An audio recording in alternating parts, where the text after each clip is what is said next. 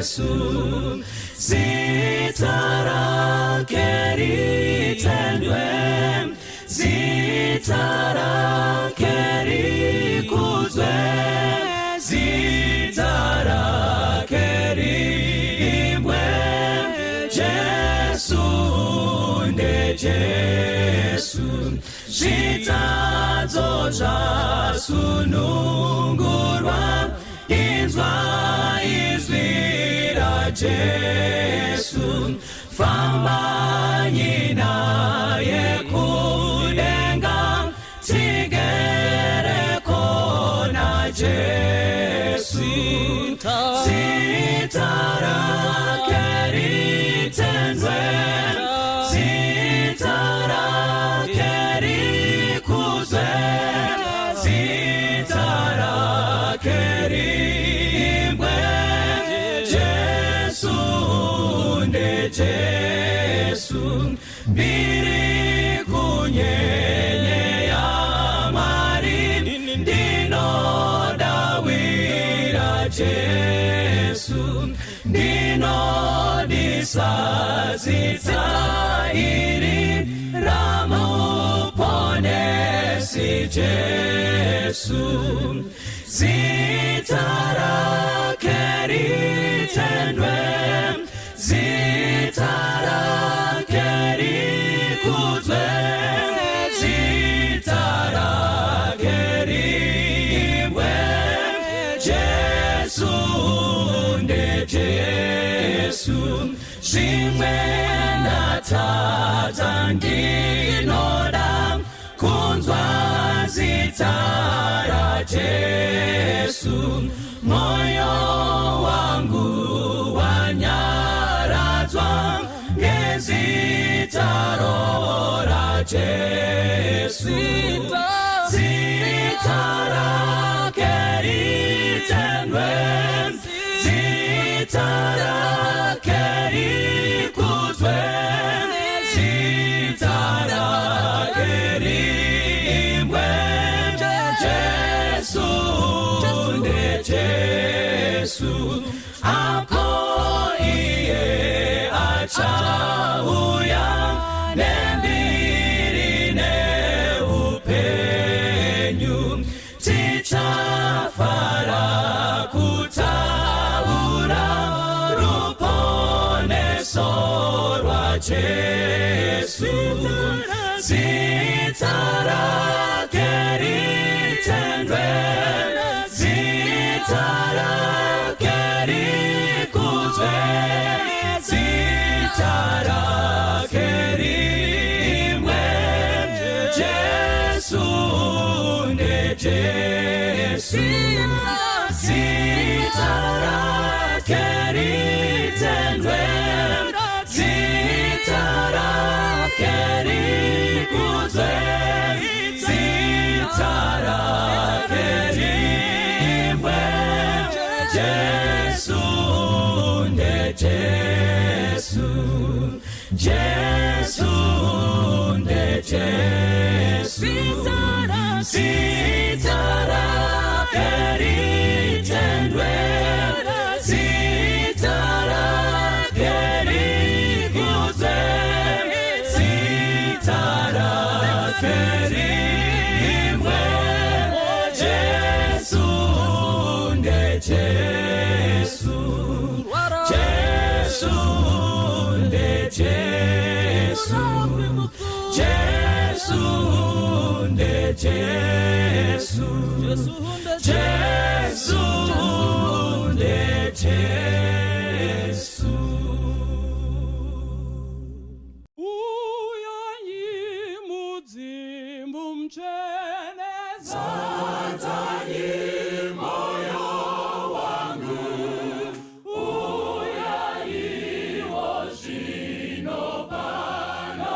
Zadzanyi moyo wangu, uya zadzanyi.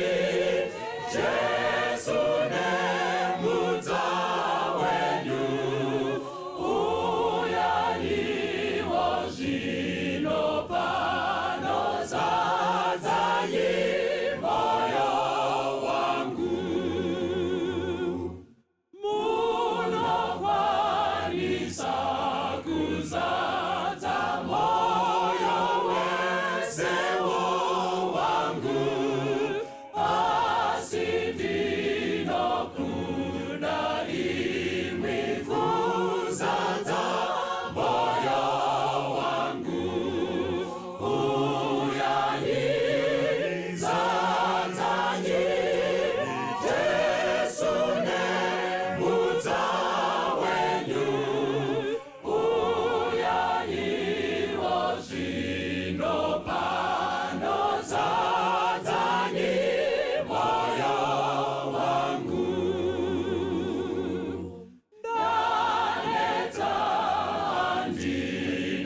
simba linopfugama kwenyu, muzimu usingaperi, zadzanyi moyo wangu, uyai zadzanyi Jesu nemudza wenyu, uyaiwo zvino pano, zadzanyi moyo wangu, uyai mundichenure nyaradza moyo wangu, zvino muri kuita wafuzadza moyo wangu, uyai zadzanyi Jesu nemudza wenyu, uyaiwo zvino pano, zadzanyi moyo wangu. Kaziwai vana vaMwari, toda kuchingamidzai mukati menguva dzino dzatatenderwa naMwari kuti tinzwe shoko ravo mukati menguva dzino.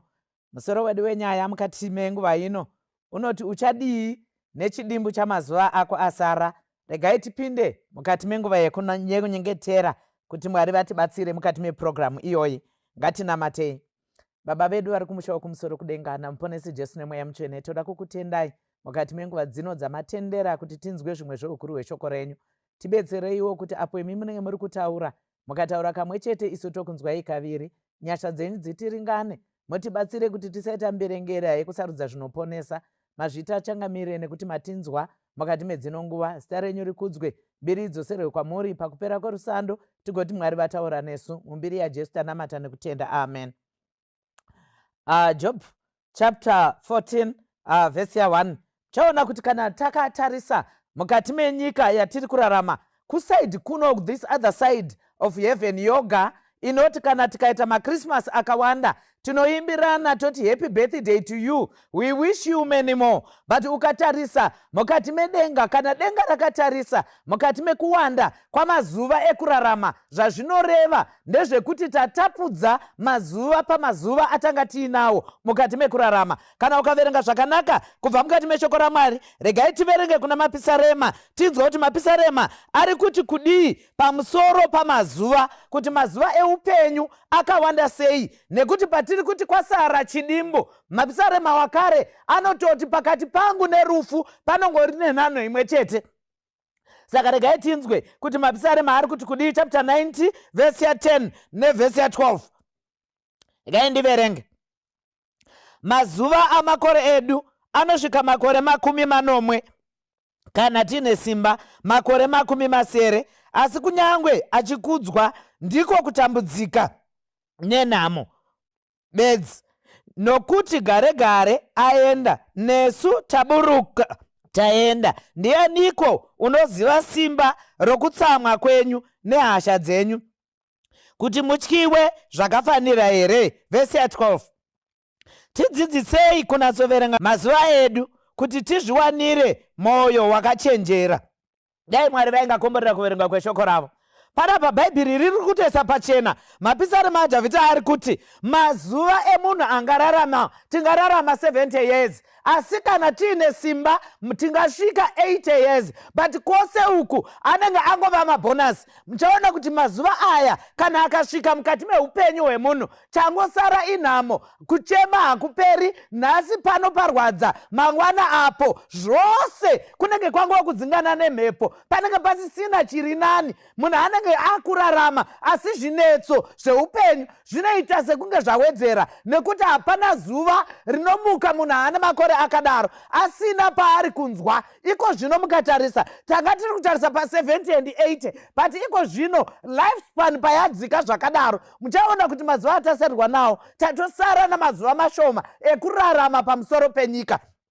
zvikanzi namapisarema aDhavhidha, zvikanzi tidzidzisei kunatsoverenga mazuva edu kuti tizviwanire mwoyo wakachenjera. Mwoyo wakachenjera hauwanikwe mune zvimwe zvose zvingafungwa navanhu, but bhaibheri riri kuisa pachena kuti mwoyo wakachenjera unowanikwa bedzi kana tikaziva mazuva atasarirwa nawo uye toshandisa mazuva acho zvakanaka zvinodikanwa naMwari. Jobho obva ati munhu akazvarwa nemukadzi ane mazuva mashoma panyika, mazuva acho akazara nekutambudzika, kureva kuti kana paine zvingazara mukati meupenyu hwemunhu hakusi kufara, hakusi zvimwe zvose, but chakazara bhaibheri riri kuisa pachena zvikanzi mazuva acho akazara nekutambudzika.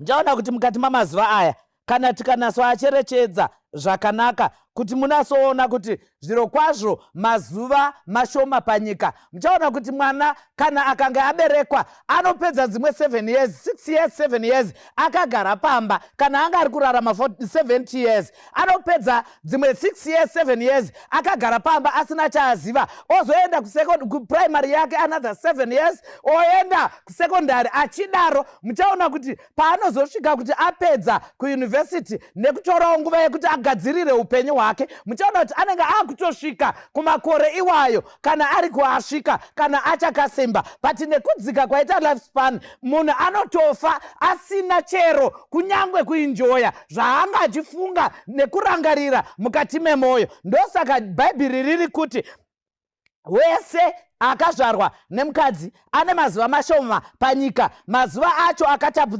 akazara nekutambudzika. Zvikanzi panapa kana uri kutarisa nyaya iyi zvakanaka, bhaibheri pariri kutiisira pachena riri kutibatsira kuti wese as long wakazvarwa nemukadzi. Saka riri kureva kuti kudii? Riri kureva imimi mhai, riri kureva imimi baba, riri kureva iwewe neni kuti kana takazvarwa nemukadzi tose tine mazuva mashoma panyika azere nekutambudzika. Izvi zvinongosiya voga vasina kuzvarwa nemukadzi, but kana wakazvarwa nemukadzi zviro kwazvo unofa. Zvimwe zvose it's not certain, but kana iri nyaya yokufa it is very certain. Rufu rutoriko. Saka kana ruriko tingatya here, tingatiza here, haisva kwete, but chii chatiri kufanira kuita? Zvikanzi tinofanira kuronga nekugadzirira zvakanaka nekuti rufu ruriko.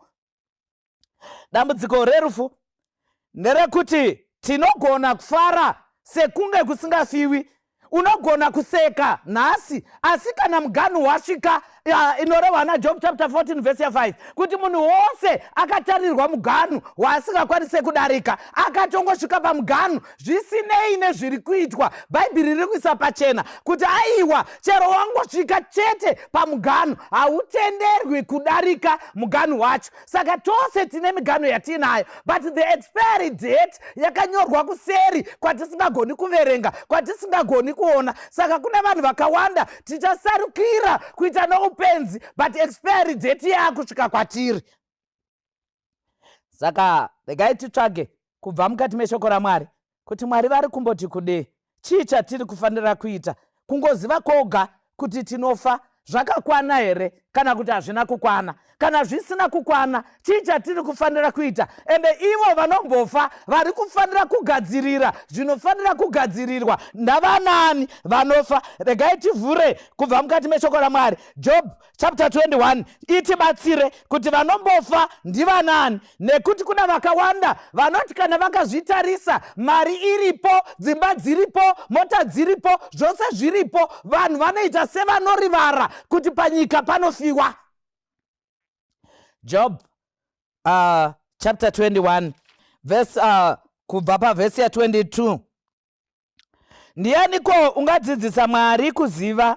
Zvaari iye unotonga vari kumusoro. Mumwe unofa achine simba rake rose, akafara chose ano rugare, wedza dzake dzizere nomukaka, mongo wamapfupa ake wakanyorova. Mumwe unofa ane shungu dzomwoyo, asina kutongoravira zvakanaka. So bhaibheri riri kutisira pachena kutitsanangurira, nekuti kana tikataura nyaya yekufa, kune vanhu vakawanda vanotanga kutarisa utano hwevanhu, kune vanhu vakawanda vanotanga kutarisa kuonda nezvimwe zvose. But bhaibheri rangu harisi kuti kana wakaonda zvoreva kuti waakutofa. Bhaibheri rangu harisi kuti kana uri kurwara isaini yekufa. But bhaibheri riri kutoisa pachena kuti kunyangwe vakazara nesimba ravo, kureva kuti navana vedu vadiki namayuthi edu navose vachiri kutemwa dzinobva ropa, bhaibheri riri kuti kunyangwe wakasimba, kunyangwe zvose zvichiita sezvakanaka, bhaibheri riri kuti tose tinofa.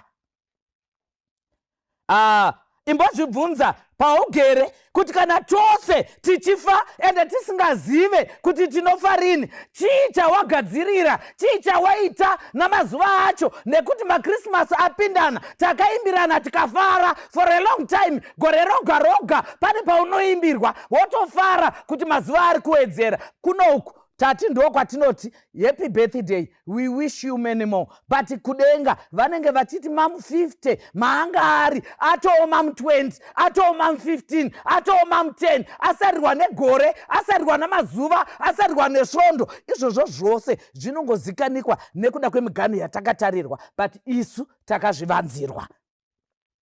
Zvikanzi panapa neshoko raMwari zvikanzi mumwe anofa akafara chose.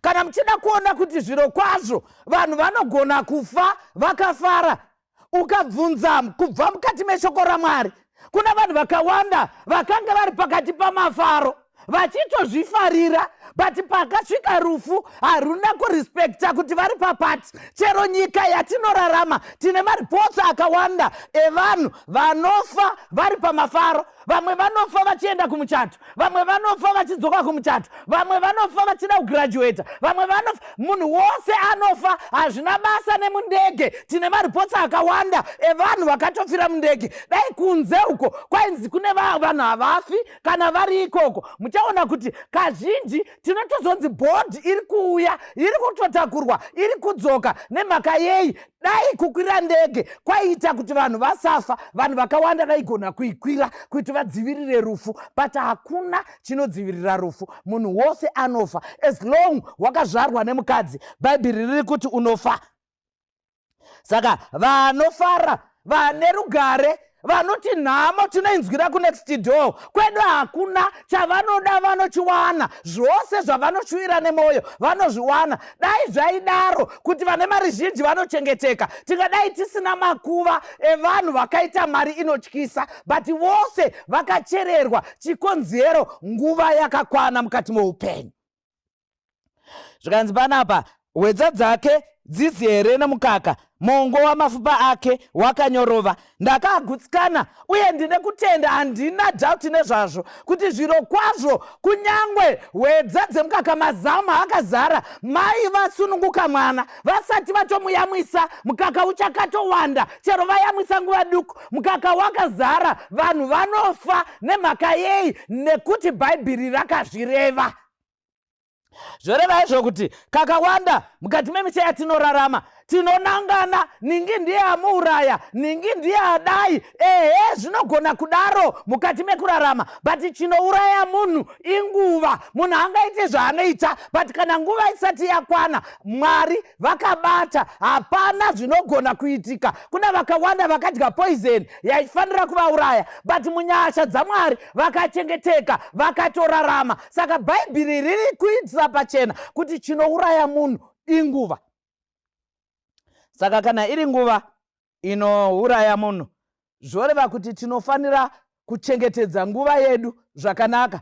Tishandise nguva yedu nenzira inoita kuti Mwari wekumusoro kudenga agokudzwa, uye isu vacho tigorarama zvinotaura kuti zviro kwazvo tinoziva kuipa kwamazuva. Uchaona kuti muparidzi chapter 9 vhesi ya 10 zvichidzika inotoisa pachena zvikanzi kana uchiri pakati pavapenyu, zvose zvinowana ruoko rwako rwerudyi uzviite nesimba rako rose. Chikonzero kushiori kwaunoenda hakuna zivo iriko, hakuna anozoti kana ndafa ndo pandichadai, nekuti vakafa havana chavanoziva kunyeperana panyika kuti kana munhu achinge afa anodzoka ochengeta vana. Bhaibheri haridaro. The Bible and the Bible alone is our yardstick kana tafunga nyaya dzekunamata. Zvoreva izvo kuti kune wose hazvina basa kuti uri kuti mukristu uri panzvimbo ipi, but iyo nyaya yekutongotenda mukati maMwari.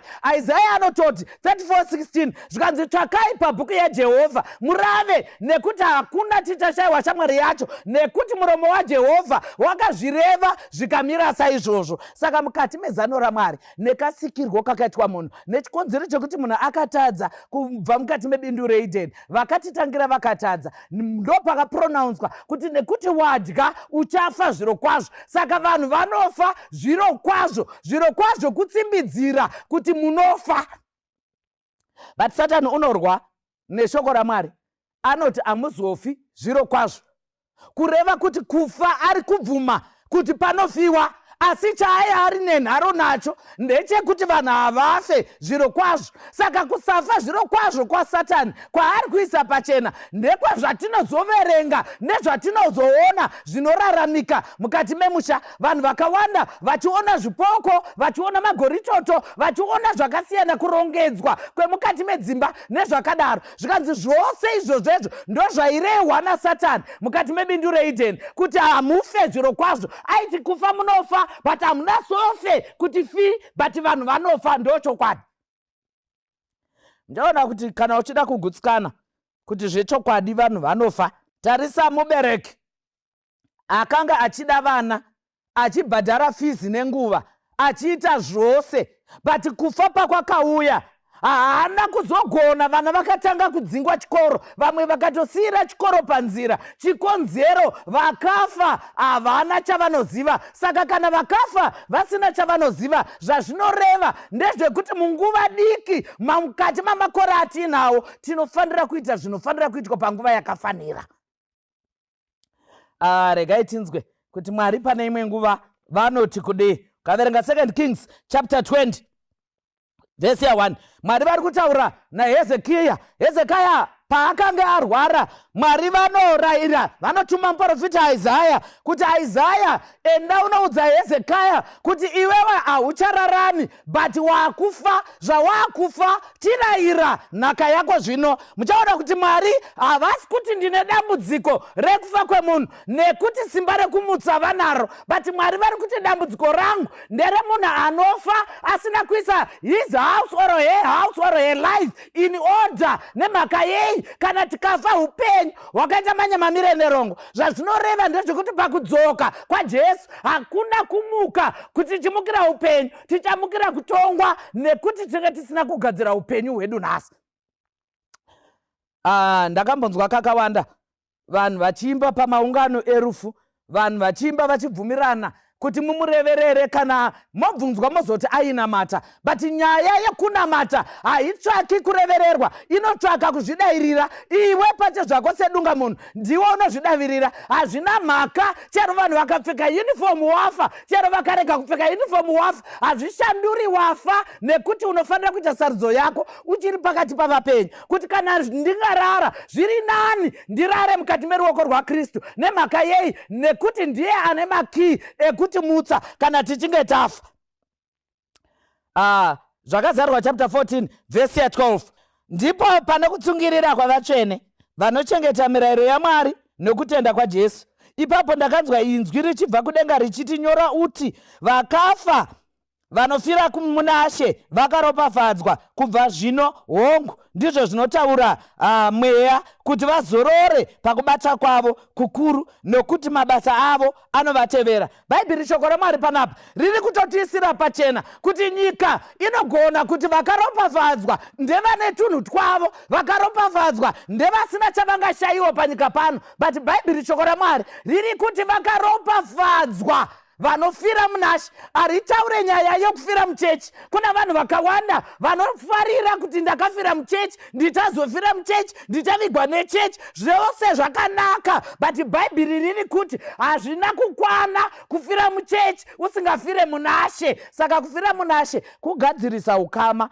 naKristu tichiri pakati pavapenyu. Chikonzero, chero ukavigwa muchechi papulpit, chero ukavigwa every shovel ichinamatirwa, iwe wanga usina kutendeuka, wanga usina kugadzira ukama naJesu. Zvazvinongoreva ndezvekuti hapana chinoshanduka, vanhu havo vaakungoita. But isusu Bhaibheri ratisira pachena kuti anogadzirisa nyaya ndaanogadzirisa ari mupenyu. Kune dzimwe sarudzo dzatinogona kuita mukati meupenyu, but kune sarudzo yakachenjera yaifanira kuitwa nemunhu achiri pakati pavapenyu. Kuti zvinoda kugadziriswa mukati memhuri tichiri pakati pavapenyu. Mubvunzo wangu unoti, nhai mhanya, mashinga here kufa mhuri isina kubatana? Mashinga here kufa vana venyu vachiri kunyeyana, vana venyu vachiri kuvengana, vana venyu vasingataudzani, vana venyu vasingafambidzani? Zvanga zvakanaka semubereki kuti tisati tatofa tisiye vana vakagadzikana, tisiye vana vabatana, vana vachinhu chimwe chete. Zvikanzi tofa here kufa kwebenzi, kuti unofa wosiya paine zvinhu zvinonetsa vana. Kune vanhu vakawanda vakabata tunokuvadzisa vana. Ukatarisa mukati memisha kune vana vekuti kana akaenda akaroorwa vana vose vanodzoka, kune vamwe vasingatoendi. But izvozvo zvose zvimwe zvacho zvakakonzereswa nemhaka yekuti pane munhu akashereketa mukati memusha akabata. But Mwari havana mhaka nezvawakabata kumashure, havana mhaka nezvawakararama kumashure. But Bhaibheri, shoko raMwari riri kuti iro panapa zvikanzi zvose zvinogona kuregererwa kana tikange tauya pana Kristu, nekuti ndiye woga anogona kuregerera. Mwari wedu vakatinakira, Mwari vedu vane nyasha nesu, Mwari vedu vane hanya nesu. Saka muchinjiko wakasumudzwa, chikonzero vakatambanudza maoko, zvikanzi uyai kwandiri imi mose makaneta makaremerwa. Mukati meupenyu pane kuremera kuripo, takaremadzwa nezvinhu zvakawanda. Zvimwe zvacho takazvitora toga, zvimwe zvacho zvakangoitwa tisingatozivi. But Mwari vari kuti no, it's never too late, nekuti kotoenda takuenda kunofa, takuenda kunosiya dzimhuri. But tosiya here vana vasina kuiswa pavanofanira kuiswa? Kana kuine chinhu chatingaitira vana vedu chakanaka, kuisa vana vedu mukati maMwari, kurovedzera vana vedu, kuratidza vana vedu nzira inofanira kufambwa, upenyu hunofanira kurarama. Kana tikaita izvozvo muchaona kuti tinofa kunyange nesu vacho tinenge takadekara. Ende Jobho paari kutaura ari kuti mazuva haana kuwanda, saka zvinhu zvakawanda ndo zvinotambiswa, but zvisina kuwanda hazvitambiswe nemhaka yekuti zvinopera. Gaititaurirane mudikani kuti mashomekero akaita mazuva anotsvaka kuti tigadzirise zvinhu nguva ichiripo, mukana uchiripo, nekuti mukana wako ndinhasi, mukana wako ndizvino. Nekuti kutodoka kwaro hatitozivi kuti rakatakurei, pakunoedza hatitozivi kuti mazuva akatitakurira chii. Pati chinhu chakakosha ndechekuti nguva yacho yawatozvinzwa, nguva yacho yawatoona mukana iwoyo. Bhaibheri, shoko raMwari riri kutongotisira pachena zvikanzi iwoyuyu ndiwo mukana wekuti tidzoke kuna Kristu, zvisinei nezvakabatwa, zvisinei nezvakaitwa mukati meupenyu. Mwari venyasha vachitibatsira vari kuti dzokai kwandiri, nekuti ivo voga ndo vane simba rekuti zorodza, ndo vane simba rekuti itira zvakanaka. Regai tinzwe panapa kuti Mwari vachine hanya here nekuti ndakazvibata kubva kare, ndakatozviita kubva kare, nyongano itoripo yakabvira kare. But panapa tinzwe kuti Mwari vari kuti kudii? Vari kuti here hazvichagoneki, vari kuti here zvarema.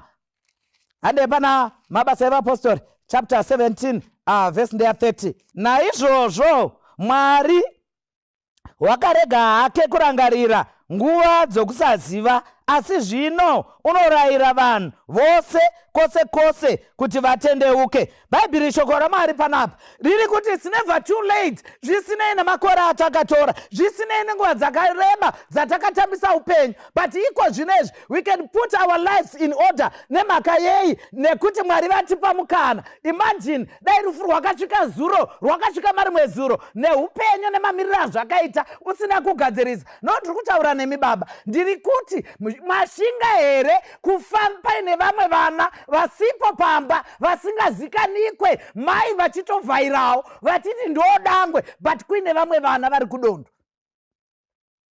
Zvanga zvakatinakira to put our houses in order, to put our lives in order. Nemhaka yei, nekuti hazvingoperi nekuti tafa. Kutongofa kweupenyu inotongorikoma mukati meupenyu. Hakuna sentence inopera nekoma, but sentence inofanira kupera nefull stop. Saka kana tafa ingorikoma yeupenyu yaitwa, but pane kumuka kana Jesu achinge auya.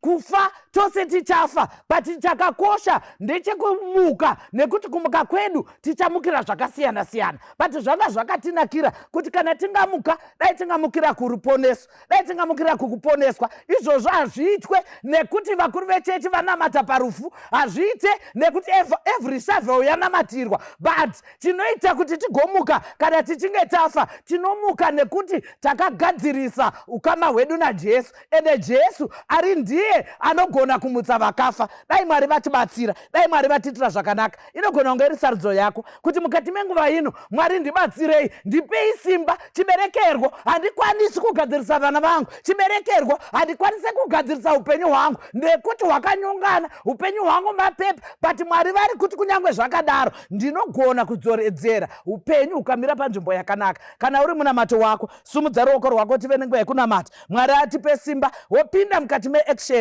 kutanga kugadzirisa. Mwari ari mubatsiri mukati meupenyu hwedu. Ngatinamatei. Baba vedu vari kumusha kumusoro kudenga, toda kukutendai mukati medzinonguva dzamatipa kuti tipinde mukati menguva yekunamata. Tinokudza zita renyu nekukupai mbiri nekuda kweshoko ranga riri pakati pedu. Tibatsireiwo rude nemwoyo yedu, tinzwisise kuti nekukasika tinobva panyika. Jehovha, kana tingabva, tibatsirei tigone kurarira mukati meruoko rwenyu, nekuti isu tine shuviro yekumuka parumuko rwapakutanga. Rangariraiwo vana venyu vari kuda kugadzirisa dzimba dzavo, vanoda kugadzirisa mhuri, vanoda kugadzirisa upenyu, kuti kana imi muchionekwa nemakore, kunyange tarara, muzotimutsa. Jehovha, tinonamata tichikumbira simba kubva kwamuri. Kana mungauya tiri vapenyu, dai mungazowana kutenda matiri. Kana mungauya tarara, bvumidzai tirare mukati meruoko rwenyu, tigozomuka parumuko rwapakutanga. Zita renyu rikudzwe kubva zvino kusvika nekusingaperi. Tanamata nekutenda. Amen. Umtewera kweseko ndadzidza kumusimbira, gotonera kutizira pamchinjiko weKalvari. Jesu anditungamira, murendo rese nguva dzese, arishamwari yedu, tinotondera Kalvari. Nofarira mtemo wake, ndoda nditungamire, rudo rwake rwakanaka, rwaeresa paKalvari. Jesu anditungamira, urendo rese nguva dzese, arishamwari yedu, tinotondera Kalvari. Tinofamba tisingatyi, ndofara naKristu petro, ndosimbira ndichaona shamwari yepaKalvari. Jesu anditungamira, urendo rwese nguva dzese, arishamwari yedu, tinotondera Kalvari. Kunonaka kuda Jesu, kumuda kwazvo kuzorora pachidzidzo nekuti wakadaro. Jesu, Jesu ndasimbira ndakabatsirwa naye. Jesu, Jesu anondipa moyo kusimbirazve. Okunaka kuda Jesu ndachena neroparo ndapona nekudavira kuna muponesiwo. Jesu, Jesu ndasimbira ndakabatsirwa naye. Jesu, Jesu anondipa moyo kusimbirazve. Une zvakanaka kwazvo kusimbira kwaJesu, kugashira kuna iye rufaro neupenyu. Jesu, Jesu ndasimbira ndakabatsirwa naye. Jesu, Jesu anondipa moyo kusimbirazve. Ndinofara ndakadzidza kusimbira kunemi. Ndinoziva ndichagara pamwe neminarini. Jesu, Jesu ndasimbira ndakabatsirwa naye. Jesu, Jesu anondipa moyo kusimbirazve. Jesu, Jesu ndasimbira ndakabatsirwa